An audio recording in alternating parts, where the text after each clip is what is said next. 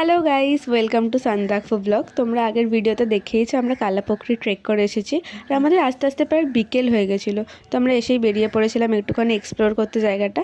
আর এটাই সেই কালাপোখরি লেক যেটা দেখতেই এসেছিলাম আমরা। খুব সুন্দর জায়গাটা। আর বাইরে বেশিক্ষণ ঘোরাই যাচ্ছিলো না, এত ঠান্ডা, এত কনকনে হাওয়া, আমাদের এত কষ্ট হচ্ছিলো বাইরেটা ঘুরতে। তো আমরা ওখান থেকে বেরিয়ে আবার নিজেদের হোমস্টের দিকে চলে যাচ্ছিলাম। ওপরে হোমস্টেগুলো অত বেটার ছিল না, কারণ আমরা আগেও অনেকগুলো হোমস্টেতে ছিলাম, খুবই ভালো হোমস্টেগুলো ছিল, বাট ওপরেরটা অত সুন্দর ছিল না, কারণ এতটা হাই অল্টিটিউডে তো অত ভালো হোমস্টে পাওয়াও যায় না। বাট যেটা ছিল খুবই ভালো ছিল আমাদের কাছে। তো এটাই ছিল হোমস্টের ভেতরটা। আর এখানে আমি দেখাচ্ছিলাম আমার আউটফিটটা।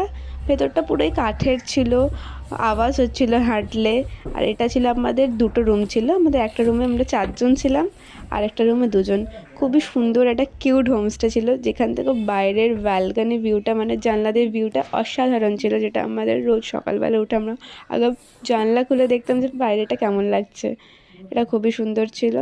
আর ওয়াশরুমটাও ছিল মোটামুটি ভালোই, তো সেটারও একটা ভিডিও দিয়েই দিলাম। ওপরটা প্রচণ্ড ঠান্ডা ছিল, আমরা ঠিক করে শ্বাসও নিতে পারছিলাম না, ব্রিদিংয়ের প্রচণ্ড প্রবলেম হচ্ছিলো। তো আমরা একটুখানি ভেপার আপ নিচ্ছিলাম। আর মানুষগুলো খুবই ভালো ছিল, আমাদের হেল্প করতো, গরম জল করে দিত। আমরা সেদিন খুব তাড়াতাড়ি ডিনারও করে নিয়েছিলাম, কারণ নেক্সট দিন আমাদের সান্দাকফু ট্রেকটা খুব সকাল সকাল ছিল একেবারে।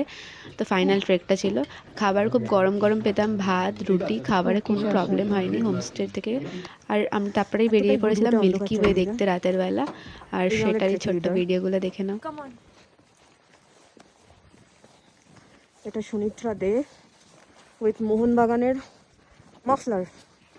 Here you go with Saptami Mohanty. এই আমাদের দাদা Leonardo da Vinci looking for milky way. And here you go with Redip Gain adored Dilip Gyne.